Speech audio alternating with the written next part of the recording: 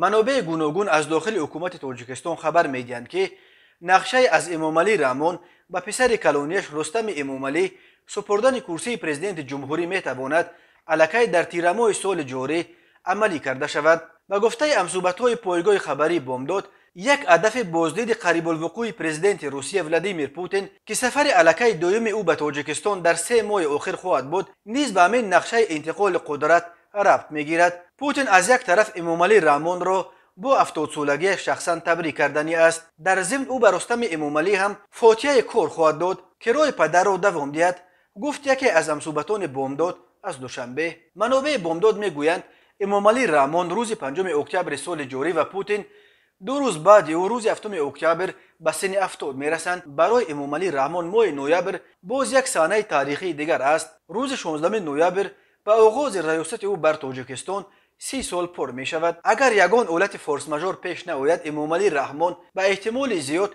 ماه اکتبر در جشن 70 سالگیش در دایره عائله نقشه به رستم سپردن کرسیش را اعلان می کند و رسما ماه نوامبر در جشن‌های بخشیده به 30 سالگی رهبریش این نقشه را برای عموم اعلان خواهد کرد. میگوید یک نفر نزدیک به مرکزهای تصمیم گیر در دوشنبه به گفته منصوبت دیگر ما، اگر قبلا در دایره عائله و حکومت در مسئله پرزیدنت شدن رستم برخی اختلاف و ناراضگی‌ها وجود داشتند، حالا در این مسئله اتفاق نظرها به دست آمده است. مخالفان پرزیدنتی رستم دیدند که این کار دیگر به یک امر ناگزیر تبدیل می‌یابد و باید خود را به چنین روش حادثه موافق کنند. تا کنون مخالفین پرزیدنت شوی رستم امامعلی بخصوص از جانب‌های به اصطلاح یسترپا در داخل حکومت به عملی ساختن این نقشه راضی نبودن مسکو و شخصا پوتین را دلیل می آوردند، ولی جنگ اوکراین پوتین را در شرایط قرار داد که به هر یک اتفاقچه در عرصه بین المللی نیاز پیدا کرده است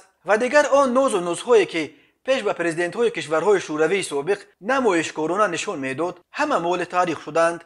نقشه از امامعلی رحمان به پسر کلونیش سپردن کرسی پرزیدنتی هنوز در سال 2016 در تاجیکستان قانون اساسی را تغییر داده سن حد اقل نامزدی به پرزیدنتی را از 35 تا 30 پایین آوردند. همه میگفتند که مقصد از این تغییرات هموار کردن راه پرزیدنتی برای رستم امامعلی است که آن وقت همگی 29 سال داشت، ولی بعد 30 ساله شدن پسر کلونی پرزیدنت هم عملی ساختن نقشه انتقال قدرت از پدرش به او چند دفعه به تأخیر افتاد. ابتدا قرار بود که این کار در انتخابات پرزیدنتی سال 2020 جامعه عمل پوشانده شود، ولی در آن انتخابات امامعلی رحمان بار دیگر نامزدی خودش را پیش بری کرد و دوران ریاستش را باز به 7 سال دیگر تا سال 2027 تمدید کرد. بعدا خبرهای به گوش رسید که امامعلی رحمان تیر ماه سال 2021 بعد جشن 30 سالگی استقلال تاجیکستان کرسیش را به رستم می سپرد، ولی 1 سال پیش طالبان قدرت را در افغانستان غصب کردند و مخالفان پرزیدنت شوی رستم با استفاده از این عامل توانستند امامعلی رحمان را متقاعد کنند که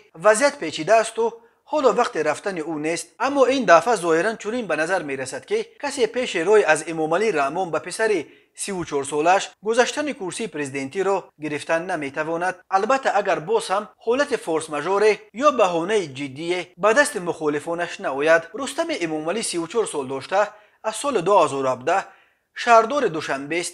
سال 2021 او رئیس مجلس ملی نیز انتخاب شد و همچون رئیس پالات بالای پارلمان طبق قانون اساسی رسما رهبر دوم تاجیکستان به شمار می رود. مردم امیدوارند که رستم امامعلی همچون نماینده نسل نو دست به اصلاحات جدی میزند و یک تاجیکستان نو و معاصر بنا خواهد کرد، حداقل به گونه‌ای که شفقت میرزیویف در ازبکستان بعد اسلام کریموف کرد.